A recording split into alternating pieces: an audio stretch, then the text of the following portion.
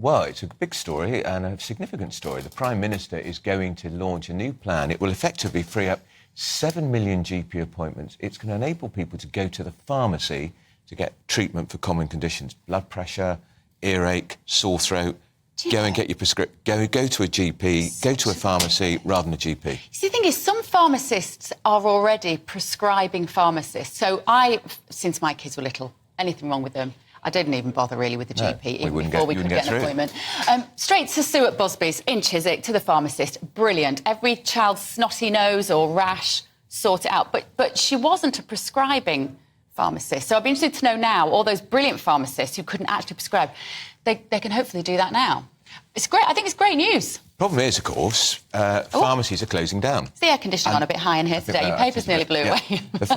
Some pharmacies are closing down because they're not getting enough support from the government, because they do rely on state support, taxpayers' money.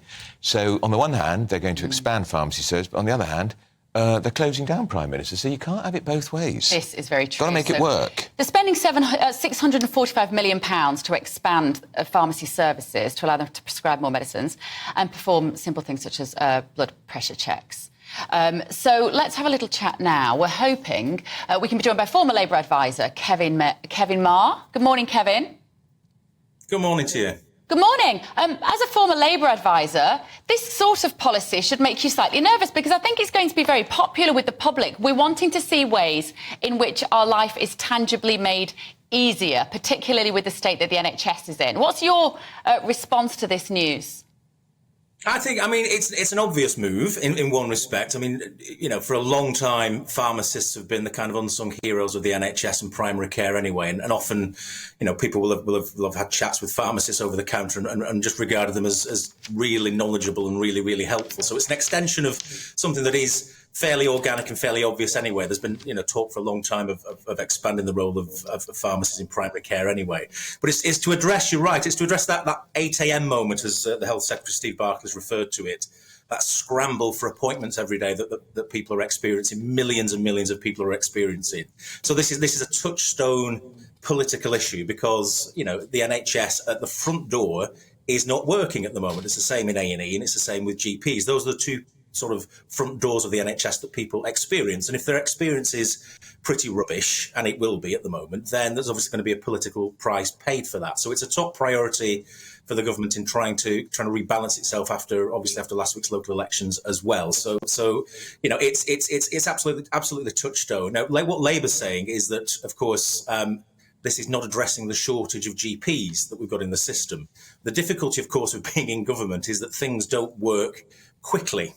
So to train a GP takes 7 years. So if the government went out today and said, great, we'll just have tons more, we'll grow our own workforce and fix this problem once and for all, then good luck with that. You probably get the benefit in 7 or 8 years' time. So this is a move that the government's trying to, with the pharmacies, it's a move the government's trying to tee up for this winter, in the hope that it will save 15 million GP appointments over the next 2 years and free up that front door so that GPs can deal with perhaps more pressing and more serious issues.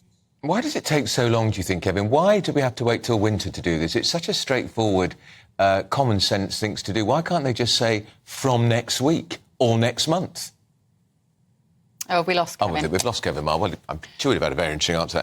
But why have you got to wait till the winter? Well, and also, I'd love to, if you are a pharmacist and you're watching or listening to this at home, do let us know your thoughts on this, because I also wonder whether there are some pharmacists who feel that they're not equipped to be prescribing, and are they having responsibilities placed upon them that they are worried might lead to, most medics these days are worried about litigation. Yeah. Like, will they be covered to prescribe a drug to somebody that maybe they don't quite have had the full training to distribute? If working in central London, living in central London, if you go into a Boots chemist pharmacy, you're seeing all the time the pharmacist being asked by people from overseas who are on holiday about medicine, and they're prescribed treatment. They don't go to GP because they wouldn't get to see GP, so it's sensible. I think we've got Kevin Meagher back. Kevin, are you there?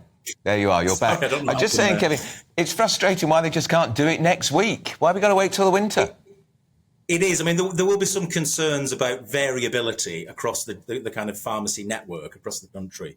And, of course, just the issue you were talking about just then. I mean, there's the issue of safety as well, making sure that if we're giving pharmacies, new powers to prescribe drugs, even if it's in the context usually that this is either fairly low level or perhaps dealing with people with manageable conditions and repeat prescriptions, that it is a new departure, and they'll want to make sure that they've got this absolutely teed up, because if there was any problems further down the line, then it would blow back, I think, very directly on ministers, and people say, well, this was a cost-cutting measure, and look what you've done. So they'll want to make sure that the safety concerns are properly addressed, and that anything in the NHS, it's such a big, vast, complex, three-dimensional organisation.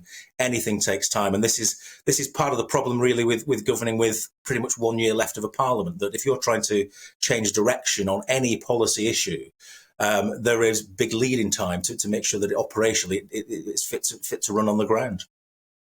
Kevin, we have to ask you, and the smile will be from ear to ear. We ask you about the local election results last week. It was a good result for Labour, not brilliant, but a good result. Pretty catastrophic for the Tories. They spun all these projections. They could be might lose 500 seats, 700 seats. Nobody really thought they'd lose 1,000 seats, and in fact they lost nearer 1,100 seats on a share of the vote of about 26%.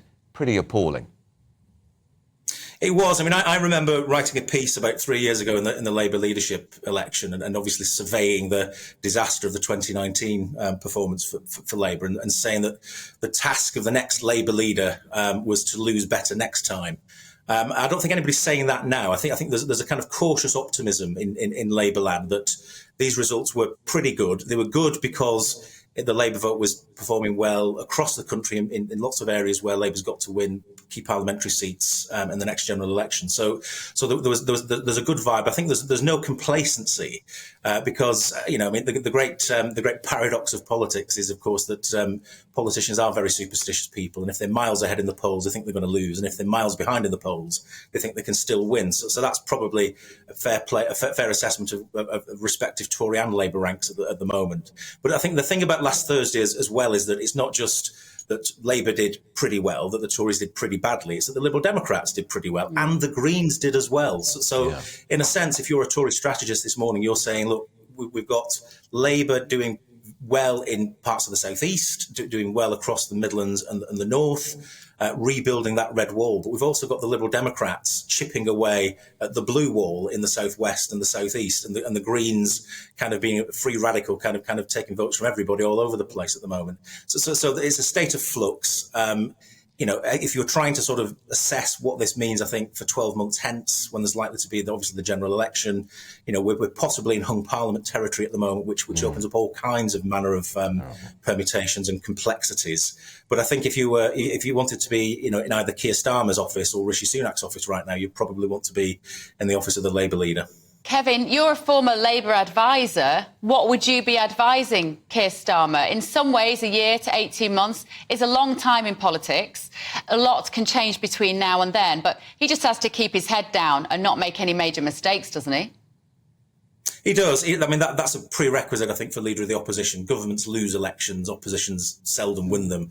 I think what you've got to be portrayed at all times is competent, compassionate, people with some new and decent ideas. And I think people eventually look at the other side of the political aisle and say, well, why don't we give these other guys a chance? So that's pretty much how it works. And I think that's been Keir Starmer's strategy throughout, is not to be too bellicose, not to be too grand in terms of vision or big policy ideas, but just to say, actually, there's a nice space where moderation and competence would be perhaps a bit of